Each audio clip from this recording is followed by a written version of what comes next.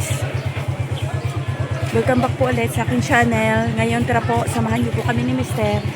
Mamalingki tayo sa bayan.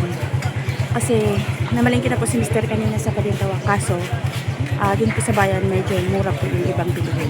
Kaya tara po, samahan niyo po kami. Papunta na kami ni Mister sa Novaliches bayan.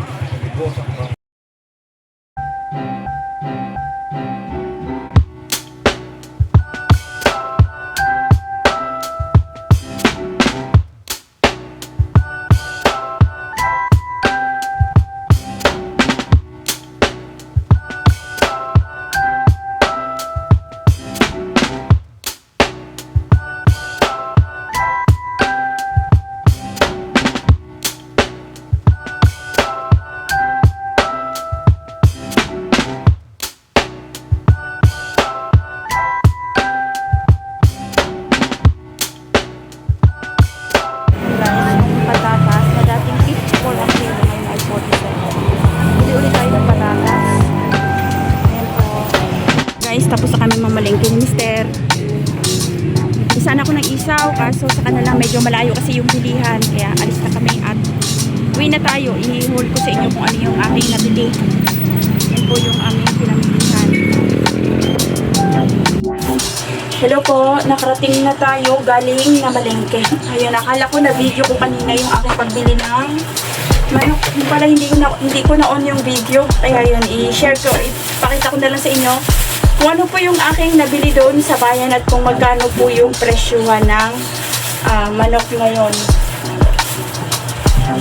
Yan guys, ito po pala yung una kong nabili. Bumili ako ng saging as usual, hindi tayo mawawala ng saging. Kasi po dito sa amin yung saging is 100 na ang kilo, yung ganitong saging lakatan. Doon sa bayan, 50 pesos lang ang kilo nito guys. Ayan siya, o ganyan. 50 pesos ang kilo. Kasi ano siya. Ito ay halagang 113. 130. Ayan po, bumili tayo ng saging kasi kailangan yan. Yung aking mga chikiting mahilig na kumain ng saging. Tapos, ito. Diba, pagka namalengke talaga, hindi maiwasan kung ano yung nakikita ko eh. Kaya mas maigi si Mister yung bumibili or namamalengke. Kasi ako kung ano yung nakikita ko na tingin ko ay na ano ako, naiinganyo yung nabibili ko. Gumagawa kasi ako guys ng tsaa. Kaya ito, maganda siyang lagayan ng tsaa. Ayan mo, ang cute. 80 pesos lang to guys. Nainganyo ako bumili. May takip siya. Ayan, di ba? Ang cute. 80 pesos. Lagyan ko ng aking tsaa. May ginawa kasi akong tsaa na yung may cinnamon at saka yung cloves. Diyan ko ilagay para may takip siya. Kasi dito walang takip. Yan, 2 weeks daw to siya bago inumin. Kaya i-stop natin dito sa ating binili na to. Tapos bumili ako ng patatas dahil yung aking mga anak at yung aking apo ay mukhang mga patatas guys. Hindi mawawala. Bumili ako ng patatas. Nung nakaraan last bili ko 54 ang kilo.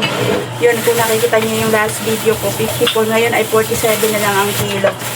Yun, nakita mo. Yun lang yung na-video ko guys, yung pagbili ko ng patatas. Kasi ang dami kong bit-bit kaya nahirapan ako mag-video. Akala ko naka-on. Yun pala hindi naka-on yung video ko pagbili ko ng manok. Kaya siya 54. Ito ay halagang 106. So, bali na 2 kilo mahigit yung patatas. Tapos, bumili rin ako nangganyo ako sa sibuyas. Ayan, sibuyas guys. Marami kami sibuyas dito kasi every palengke ni Mister. Bawat palengke niya, bumibili siya ng sibuyas na pula yung panghalo namin sa suka. Pero ito, pang ano natin, pang sahog-sahog sa ating mga niluluto. Yan, pwede siya. Kasi hindi ito yung ginagamit namin sa suka, yung red na sibuyas yung ginagamit ko. Ito maganda siya sa pag nagluto ka ng spaghetti, mga beef steak, ito maganda. Yung sibuyas, 40 pesos lang ang kilo nito guys. 40 pesos, ito ay halagang 1 kilo. 40 pesos din. Tapos, bumili ako ng avocado. Ayan, avocado. Hindi maganda yung avocado. Mura lang siya. Yung last binili ko, malalaki siya pero mahal ang presyo. Ito, 85 ang kilo. Avocado. Ayan siya. 4 na peraso, 61 pesos. Ayan siya guys, avocado. Mahal talaga ang avocado. Tapos, bumili ako ng, ito yung ating pinamalengke. Nabigat. Talong. 30 pesos ang kilo guys. Ito ay 61 yata, 2 kilo. 30 pesos ang kilo. Talong, malalaki siya. Pinili ko lang kasi yung iba may mga butas eh. Ayan. May nakita kasi akong napanood akong talong na french fries. Gagayahin natin yung talong. Tapos, ito lang. Bibili sana ako ng isaw kaso medyo malayo yung bilihan. Siya. Tapos ang bigat na ng dala ko guys. Kaya next time na lang, next palengke natin ulit. Mas mura talaga dun guys sa bayan. Doon sa pinapalengke namin sa Balintawak, merong mura doon na mahal sa bayan. Tapos meron namang mura sa bayan na mahal sa Balintawak. Tapos ito, yan, bumili ako ng manok ng aking mga anak na pang inasal. Binibenta nila pang inasal. Bumili ako ng 2 peraso lang. Tapos yung 1 peraso is yung aming ikukonsume or yung aming uulamin. Ito ay 133 ang kilo. So bali yung 2 perasong pang inasal ng aking mga anak ay 402. Yan po. Tigas ang galing. Ito sa inyo. Malalaki yung sa aking mga anak. Maliit lang yung kinuha ko pang ulam namin. Ayan, 133 ang kilo nito guys. Bumili ako ng isang buo, 145 itong aming pang ulam. Tapos ito, 402. Ayan siya guys, 402 pang inasal ng aking mga anak. Malalaki yung pinili ko para malaki yung hita. Tapos, ito lang talaga yung sadya ko sa bayan kasi mura talaga. Nag-greener siya kaya agapan natin ito ng linis. Ito ay ulo ng manok. Doon po sa binibilhan na pinamalingkihan ng mister ko sa Balintawak, ang kilo po ng manok na kuha niya doon sa kanyang suki is 45 pesos. Ang laki ng matitipid natin. Ito po ay 20 pesos lang ang kilo. So bali, nung nakaraan kasi guys, nakadepende din sa kilo ng manok. Pag mataas yung kilo ng manok, mataas din po yung ulo. Ang kilo ng manok nung nakaraan is 130, ngayon ay 133. So, bali tumaas lang ng 3 piso guys. Tapos, ang bentahan niya na ng ulo sa regular na bumibili, yung konti lang yung bilihin is 35 daw po ang benta niya ang bentahan niya. So, bali na, parang nakilala niya na ako kasi madalas akong bumibili, ang bigay niya sa akin is 25. So, bali tinawaran ko pa guys. Sabi ko 20 pesos na lang. Ayan, pumayag siya. Basta kukunin ko lahat. Ayan, kinuha ko po lahat yung ulo ng manok. So, bali ito ay 6 na kilo mahigit. Ang bigay niya sa akin is 20 pesos ang kilo. Ito po ay fresh guys. Yung pinibili kasi ni mister ko sa Balintawak Market is frozen. Ang kilo po nun ay 45. Shoutout po sa nagsasabi na kanila daw po ay mahal ang kilo ng manok, ulo. Pero dito, ayan po nabibili ko, 20 pesos lang ang kilo. Madali lang siyang masira, kaya linisin natin kaagad. Banlian ko lang ito ng tubig. At yung mga tira-tirang balahibo, may mga balahibo pa siya. Ayan guys, yung iba may mga balahibo pa. Pag pinanlian mo yan, madali na lang yan siyang tanggalin. At inisin ko muna bago ilagay sa rep. Bali ano to guys, mga 2 lutuan. Hatiin ko to, 2 bentahan namin ito, 2 lutuan ng pag-ihaw-ihaw. Tapos bumili rin ako ng ayan, Adidas, paanong manok. So bali ito po ay 110 ang kilo. Dito guys, hindi ako nakatawad. Doon lang sa ulo, 110 ang kilo. Yun lang guys yung aking napamili. At time check, 10 o'clock na po. Sakto po alas 10 na ng umaga. Ngayon po, ito po yung oras na nag-umpisa kami ng aming pag-ihaw-ihaw. Yun po, bali na malengke na si mister kanina. Ito lang yung nabili ko sa bayan. Kaninang madaling araw, alas 12 pa lang, 12:30, na malengke na si mister. At ito yung kanya napamili. Pakita ko sa inyo. Iba kasi yung presyohan dun guys. May mura sa bayan na mahal sa Balintawak. Ulitin ko po, may mura sa bayan na mahal sa Balintawak. At meron namang mahal sa bayan na mura sa Balintawak. Pero mas prepare ni Mr. guys na sa Balintawak kasi nandun na yung mga suki namin.